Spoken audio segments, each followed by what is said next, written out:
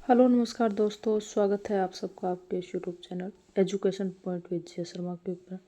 आप सब अच्छे होंगे और मस्त होंगे। सबसे पहले तो आप सभी को महाशिवरात्रि जो पर्व है उसकी बहुत बहुत जो है शुभकामनाएं।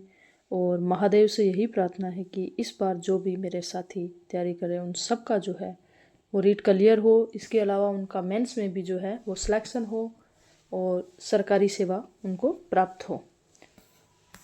आप सबने तैयारी कर ली होगी और अब जो है वो अंतिम समय है। 27 और 28 जो है अपने आ गई है। किसी का पेपर कल होगा तो किसी का परसों है। और मेरे सभी साथी जो है वो पेपर के लिए रेडी होंगे। मुझे उम्मीद है कि उन्होंने अपना जो सिलेबस है वो कवर कर लिया होगा। हाँ, अगर किसी का अभी भी नहीं हुआ है तो कोई बात नहीं, अब छोड़ दो। अब आज आप रिलैक्स हो जाओ, आराम से जो है वो टाइम से सो जाना और पेपर को कोई दिक्कत नहीं, उसकी टेंशन नहीं लेनी है, हो जाएगा आपका पेपर।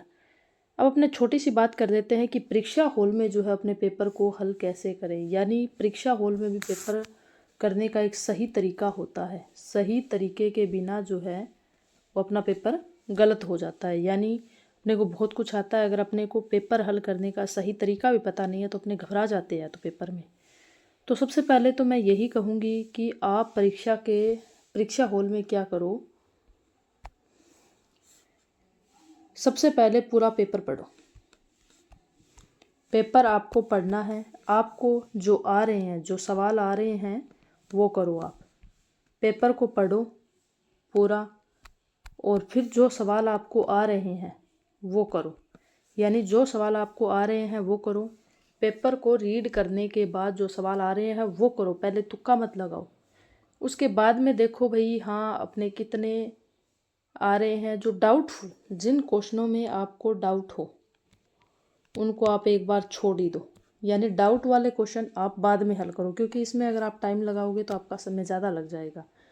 इसलिए पहले आप जो सवाल आपको आ रहे हैं वो कर दो। उसके बाद में जिनमें आपको दो ऑप्शन में आपको कंफ्यूज है, उन सवालों को जो है वो आप करें।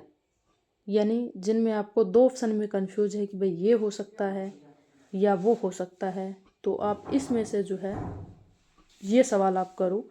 दो ऑप्शन में कंफ्यूज वाले करो। हाँ, जिसमें 3 ऑप्शन में कंफ्यूज है वो तो आप बाद में ही करना फिर, क्योंकि वो तो एक बात वही बात हो जाएगी, तुक्के वाली बात हो जाएगी। 2 ऑप्शन वाले में किसी चीज़ से आप जोड़ के, अगर आपको याद आ रहा हो, पहले आपने छोड़ दिया है उस क्वेश्चन को, हो सकता है कि आपको बाद में याद आ जाए, क्योंकि आप कंफ्यूज हो। इसका मतलब आपने पढ़ा हुआ तो है लेकिन वो अभी आपकी माइंड में बिल्कुल क्लियर नहीं हो रहा है कि भाई इसका आंसर यही है। तो कोई बात नहीं, फिर आपको 2 ऑप्शन वाले में वो तो भगवान ही भला है भाई, जो भी आपका होगा सही, कोई दिक्कत नहीं, आप कर देना, सही हो या गलत हो। अब दूसरा ये है भाई, कुछ अपने को नहीं आ रहा हो, जो बिल्कुल भी नहीं आ रहे, यानी चारों ऑप्शन ही अपने को नहीं आ रहे हैं, उसमें क्या करें। ऑप्शन तो 5 होगा, जिसको नहीं करना है उसमें 5वां ऑप्शन आपको करना है। बायोमेट्रिक भी लगेगी इस बार तो, यानी अच्छी तरीके से, अच्छी कह सकते हैं कि खूब सख्ताई है, लेकिन कोई दिक्कत नहीं, ये आपका हो जाएगा। चारों में आपको नहीं आ रहा है तो बी या सी आप जो है वो करने की कोशिश करना। या अपने एक पेपर का पैटर्न होता है, मैं आपको बताऊं, पेपर जो है वो एक पैटर्न होता है।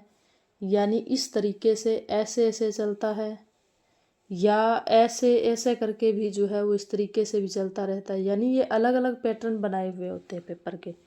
तो वो आप जो क्वेश्चन आपको आ रहे हो ना, या जहाँ आपको कुछ लगातार क्वेश्चन आ रहे हैं, तो वहाँ से आप पता कीजिए भाई ये किस तरीके का, जो इस तरीके से चल रहा है या ऐसे चल रहा है या किस तरीके से ये चल रहा है। तो इस तरीके से आपको थोड़ा सा जो है एक आइडिया हो जाएगा। तो फिर आप उस प्रकार से जो है भाई कौन से पैटर्न से जो है अपना ये पेपर हो रहा है, तो उसमें आप जो है वो फिर तुक्का लगा सकते हो। छोड़ना तो है ही नहीं, क्योंकि सारे क्वेश्चन करो, इसमें नेगेटिव मार्किंग तो है नहीं।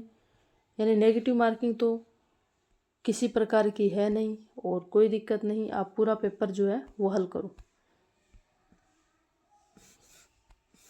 यानी पूरा पेपर हल करना, कोई दिक्कत नहीं, आपको करना ही है। सही हो गलत हो, जो बिल्कुल नहीं आ रहे हैं उसमें बी और सी करने की जो है वो कोशिश करना, जो बिल्कुल भी नहीं आ रहे हैं। बाकी आप देख लेना भैया आपको जो क्वेश्चन आ रहा है उसमें कौन सा सही है और जो नहीं आ रहा है उसमें जो है वो क्या हो सकता है। एक पैटर्न अगर समझ में आ जाए तो वो ठीक है, वो नहीं आए तो अधिकतर आप बी और सी कर देना, कोई दिक्कत नहीं, ठीक है। तो ये जो है वो छोटी सी जानकारी थी। और दूसरी बात है, आप सबको घबराना नहीं है बिल्कुल भी पेपर के अंदर। यानी कुछ बच्चे जो है पेपर को देख के ऐसा लगता है जैसे हम सब कुछ भूल गए, या अभी भी लग रहा होगा किसी के माइंड में ये चीज़ आ गई होगी कि हम सब कुछ क्या है बिल्कुल भूल चुके हैं, हमें कुछ भी याद नहीं है, यानी भूल गए हम। तो आपको ऐसा नहीं सोचना है, आप लोग कुछ नहीं भूलते, जो आपने पढ़ा हुआ है ना वो आपको याद रहता है।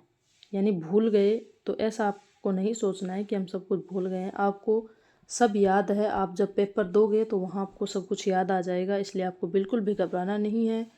पेपर के अंदर बिल्कुल आपको रिलैक्स माइंड बैठना है, ये नहीं सोचना क्या होगा कैसे होगा, बिल्कुल भी आपको सोचना ही नहीं है। आराम से वहाँ रिलैक्स माइंड होके बैठ जाना और कोई दिक्कत नहीं, आपका पेपर अच्छा जाएगा। ये भगवान से जो है, महादेव से यही दुआ है कि इस बार जो साथी है जो पेपर दे रहे हैं उन सबका जो है वो क्लियर हो पेपर।